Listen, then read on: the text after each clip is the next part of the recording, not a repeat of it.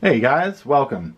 Today we're going to do a little unboxing slash pre-build review of Tamiya, their brand new 2024 Panzer I kit. Now this is a brand new kit, it's brand new tooling, it's not an upgrade of a past kit or anything like that. So very, very exciting. It was released, at least while I'm recording this, only a couple months ago. It's already sold out on like a couple websites, although you can still find it on Tamiya's website. I'm recording this post Thanksgiving. It's only like $26 on there right now. Generally like $32, which after looking at it, it looks like that's a pretty spot on price of $32. I think $26, even though it's only a couple bucks off, does give it really good value. That being said, this is a very small kit, but there's a ton of detail in here, and it looks like it's going to be a really fun kit. So it is not a subject that is done, I guess, as often as, you know, Panthers and Tigers and things like that, which is very exciting. And there's something that we'll touch on very shortly once I open this up that I think is where this kit is going to go. I will say if the kit doesn't go, or Tamiya doesn't go in this direction, I wouldn't call this kit a flop, because this still completes their line of Panzers 1 through 6, 5 and 6 being the Tiger and Panther. But I'm really hopeful that it does go in that direction, because if it does, then I think this is a very important kit for what's to come in the future. So let's go ahead and let's open it up. This Panzer I is going to be very important for the German army, because it was in the early 1930s that they started to produce it, and they weren't supposed to be producing any tanks, right? So they did it under the name of like an artillery tractor, which it's not really a tractor. It's got two MG34 machine guns, right? And there were other variants. So it was kind of their way of, they knew that mechanized warfare was going to be important in that, you know, the next World War in the 40s, late 30s, things like that. So this was, basically this gave them the ability to practice and to train. So that's what this vehicle really is. This is a training vehicle, but if you look at it, it's a lot more than that. This was where they started to get the design. Panzers 2, 3, and 4 all shared this design, right? Obviously they built off of each other, but you can really see here where even up to the Panzer IV really got its shape, right? It got its engineering. This is where it started, so very important for that reason. Now, before we kind of jump into the sprues and everything, I want to elaborate a little bit on why I think this could potentially be a really exciting kit, and why, you know, I said I was hopeful that they go in this direction. I don't know how many of these vehicles are remaining. What I do know is that they don't all have Spanish markings on them. So the vehicle that is included in the background information here, and I'll show you the color photo here, it is a Spanish Panzer I. Now, this tank did see action really in all theaters, at least for the German army, so Western Africa and Eastern. But early war, right? And if it was used, maybe a reconnaissance vehicle, something like that. It wasn't, you know, besides maybe in Poland and everything, it was a little outdated at that time, by the time World War II came around. But they were sent because the Soviets were sending tanks to Spain, the Germans were sending them as well. And it was kind of their testing ground for are our inventions working, which is a little bit messed up, but so is history, right? So, why that's exciting is the Spanish Civil War is very, it's not studied, and it's not, we don't have the wealth of information about it that we do about World War II, about other topics in that period of history. And I, you know, have taken an interest in it. My wife is from Spain, so obviously there's some personal interest there as well. But it's a fascinating period of history that not only do we lack the history on it and the knowledge about it, but in the modeling world, we don't have many. I know Ammo by MiG makes one or two, but you don't really see it covered. And it's not that we're going to get 100 different vehicles from that era, but it's very important that we have the vehicles that were there, right? The Soviet, I think it was like the T-26, if I remember off the top of my head, the Panzer I, and then there were variants of the Panzer I with some like Spanish machine guns and some larger armaments in there. So that could be very, very exciting. And I have to imagine there are other vehicles that they could have modeled this after, that they could have included in here, but they chose to do that one. This vehicle is in Madrid.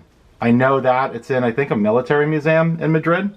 So they must be there conducting some studies on those vehicles, which, again, speculation by me, also hope from me that that's the direction that they're going to go.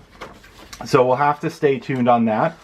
As for this kit, but I did want to talk about that because I think this kit has a future. I think there's a reason they did it beyond just completing their lines of Panzers. So we get relatively simple markings. It's all German gray, which I think a lot of people will kind of, say, it's just gray. I think German gray looks great. We have a lot of, at least I have a lot of German tanks that aren't gray. So when I do it, it's actually kind of unique looking on my bench. So I'm just going to do this one on the German gray. I am planning to do this A option, which was from Poland in 1939. To be completely honest, I really like those decals, or decals if you're watching from the UK. I think they look unique. It looks like someone painted them on with chalk last minute. Hey, we're going to war, get your tank ready kind of thing.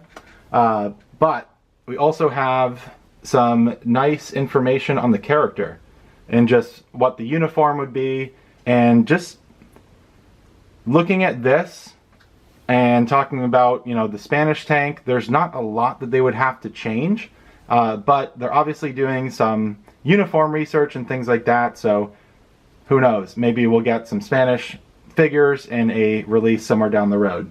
Again, I'm still very hopeful about that.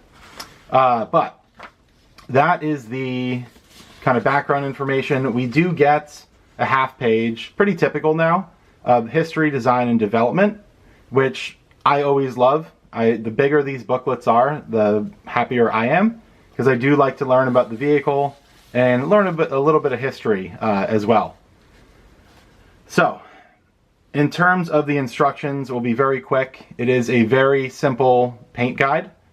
Most of these colors you would have if you have built even 1 or 2 armor models yet, if you've started to acquire Tamiya paints or paints from another range. The only ones really that you might not have are like dark gray and green. I think I consider red a primary color for armor modeling, right? Because you're always going to have like the little light, the stoplight in the back of the tank. Green you don't always see, but for the rest of this, we're talking flat black, field gray, red brown, metallic gray, all normal colors. So nothing crazy here. And because it is a brand new kit, there is nothing that needs to be cut off, I believe, unless you want to do like a variant, like this B variant, you might need to trim something, but it's set up so you can just do the A variant without really any extra tools or anything like that, which is very, very nice. No drilling or anything like that.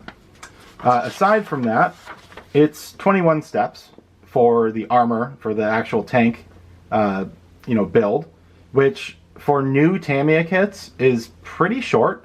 We're getting into like the 40s in terms of steps, which Tamiya also does a really good job of breaking up the steps, making them super easy.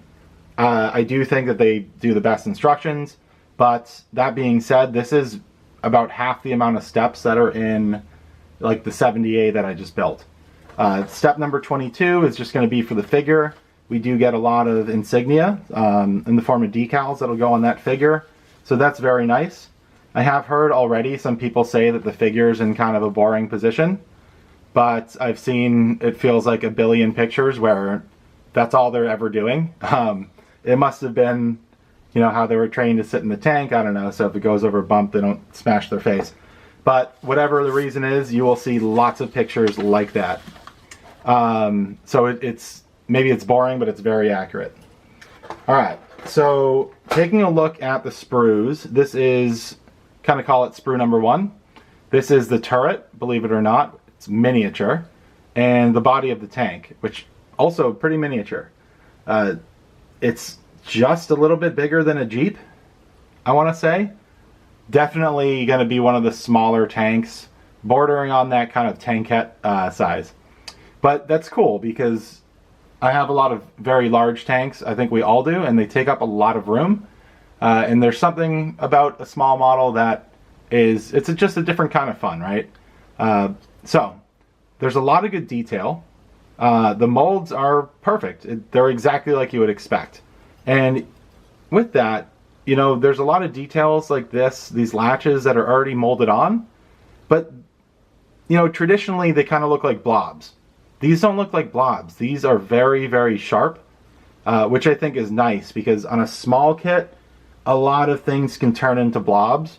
Sometimes we glue a small part and it turns into a blob with the extra thin, so that's really, really nice. So this is going to be the upper and lower hull, and I believe this is a jig. We do get, to skip ahead a little bit, we do get one piece of photo etch for the exhaust, if I can get it to not shine. And that's going to go in that jig, and then we're going to put this piece over it to kind of, you know, solidify it in that shape, which is really nice. There's great detail on this little hose right here, and it is like a little bit flexible, which is nice. We have great wood grain texture on this piece up here. And then, you know, on the side panels, there's not a whole lot of detail that is on the actual tank. It's pretty simple, but it's all captured here, which is great. I'll try to keep these out of the way. We do also get 3 clear parts for 3 headlights in the back, but nothing too crazy. So this is kind of the accessory sprue. We do get, you know, some, like the part of the front hole here, hatches, things like that. This is interesting. We have our tow cable, and the 2 ends of that tow cable are molded separately. That, I believe, allows them to do a little bit of sag and things like that. We have our MG34 machine guns, some nice wood grain texture on this piece here, tools, suspension, and then our figure with, he's a 2-headed figure if you want. You can decide between the beret and the just regular old cap there, which is very, very nice. Everything on here, again, yes, it's simple because the tank was simple, but it's very, very sharp. It looks a lot sharper than, you know, even some other recent Tamiya releases, so looks really, really nice. Then, last but not least, there are 2 of these, so we're talking about, we'll call it 4.5, because this is kind of a half sprue. It's like 4.5 sprues. It's very, very simple, but again, the tank's very small. There are some miniature pieces on here. If you can see here, these are going to be like the little hooks on the top, probably with the turret and other places. Have our suspension, road wheels. You'll notice that the road wheels are in, looks like 3 pieces. So we're going to have to clamp these together, clamp that piece inside of it, and then probably do a little bit of sanding just to make sure that there's not a seam on the road wheels. So interesting that they went in that direction. It doesn't really help us with painting the rubber, to be completely honest, because that rim is still here that I believe would be the same color like the metal color. After looking at the box, that is correct. So it doesn't really help us from that regard. I guess it gets a little bit more of like a, you know, a little bit more depth, but that'll be interesting. I think that's kind of more work than maybe we usually have to do with wheels, but I'm sure the people much smarter than me at Tamiya or Tamiya had a reason to do it. Next up, the tracks are, yes, link in length, but there is no singular link. So whatever it's called when they do 2 at once. Obviously we have our long stretches here, and no, I did not cut myself while modeling. I had my shaving razor in my backpack, reached in, and now I'm modeling without my pointer finger. Anyways, we get 2 lengths at a time, which I think is great. I don't know why we're always doing singular lengths. They obviously have the ability to do some kind of curved mold on there, and it's just less cleanup and things like that. That being said, with the cleanup, this is going to be kind of interesting. It's a tight grab, but that's also with my extra thin sprue cutters there. So if you don't have extra thin sprue cutters, you might have to put it down on the table and then use an X-Acto knife. That being said, the edges of these are very, very thin, which is great. It's really great detail, and it's to scale, I imagine. I'm guessing. It looks to scale, but it's going to be really, really delicate, and going to try to do those very, very slowly so we don't mess anything up there. But again, we get 2 of those, and that completes the sprues.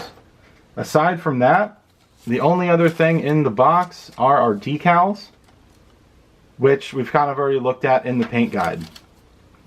So really, really excited about this kit. It seems like it will be, I want to say it looks like it'll be a quick build.